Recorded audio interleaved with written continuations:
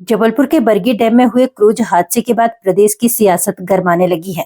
शहर में शनिवार को राज्यसभा सदस्य और वरिष्ठ अधिवक्ता विवेक तन्खा ने प्रेस वार्ता का आयोजन कर प्रशासन से हादसे में लापता लोगों को जल्द खोज करें, गोताखोरों की संख्या बढ़ाएं, पीड़ित परिजनों को 10 लाख रुपए का मुआवजा दिया जाए की मांग की है। इसके साथ कांग्रेस ने आरोप लगाया है कि बगैर प्लानिंग और बगैर निगरानी के संचालित हो रहा क्रूज जिसकी जाँच की जाए।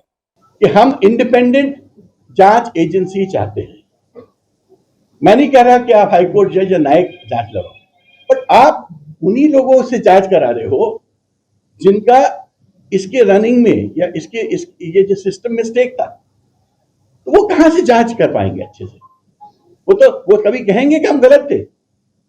दूसरा, मेरा कहना है जो लोग अभी तक रिकवर नहीं हुए, पीड़ा देखी उन परिवारों की, रो रहे थे और मुझसे कह रहे थे कि सर किसी तरह हमारे बच्चों का शव हमको दिला दीजिए, हमको नहीं पता कि जिंदा है कि नहीं है।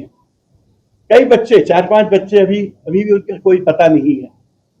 तो वो कह रहे थे कि जो गोताखोर होते हैं उनसे बोलिए संख्या बढ़ाएं, उनसे बोलिए एरिया बढ़ाएं, और हमारे लिए तो एक मिनट मुश्किल का है।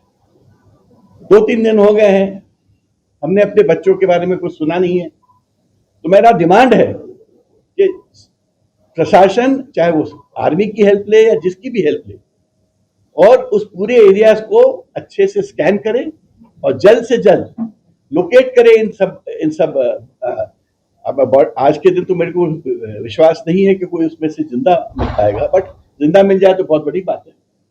उनको लोकेट करें और उनको अपने परिवारजनों को हैंडओवर करें। तीसरी मेरी डिमांड है, आपने 4 लाख रुपए कॉम्पनसेशन अनाउंस कर दिया, प्रधानमंत्री जी ने 2 लाख रुपए कॉम्पनसेशन अनाउंस कर दिया। आज होता क्या है, देखिए ये अंतर है इस एक्सीडेंट में और दूसरे एक्सीडेंट में। ये एक्सीडेंट आपके डिपार्टमेंट द्वारा कराया गया है, ये एक्सीडेंट कोई थर्ड पार्टी का नहीं है। अगर इनको केस लगाना पड़ेगा तो ये खुद आपके अगेंस्ट केस लगाएंगे, इनको कॉम्पनसेशन चाहिए। तो मैं नहीं चाहता इन विक्टिम्स को केस लगाने की जरूरत पड़े, इनको पर्याप्त कॉम्पनसेशन दीजिए। मिनिमम 10 लाख तो होना चाहिए, सो दैट आज की परिस्थिति में वो लोग जो और किसी के यहाँ 3 लोगों की डेथ हुई है, किसी के यहाँ 4 की हुई है, किसी के यहाँ 2 की हुई है, तो कॉम्पनसेशन पर्याप्त होना चाहिए और ऐसा होना चाहिए जिससे लगे कि जस्टिस हुआ है, क्योंकि इस केस में नेग्लिजेंस आपकी है, ये थर्ड पार्टी नेग्लिजेंस का केस नहीं है। और आखिरी में मैं चाहता हूं कि जब आप इन सब बातों को आगे लेके जा रहे हो तो आप जो एसओपीज बनाओगे, ये एसओपीज तो आपको बहुत पहले बनानी चाहिए थी।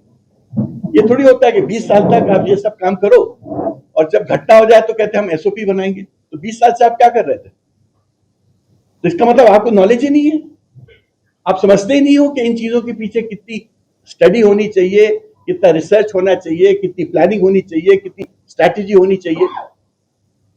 तो हम लोग सबका डिमांड है कि एसओपीज बने, जल्द से जल्द लागू भी हो, मगर मोस्ट इंपॉर्टेंट है इंडिपेंडेंट जांच होनी चाहिए, कॉम्पनसेशन बढ़ाइए और रेस्क्यू एक्टिविटी को अपग्रेड करिए, जिससे जल्द से जल्द लोगों को आप ढूंढ पाएं और उनके परिवारजनों तक पहुंचा पाएं।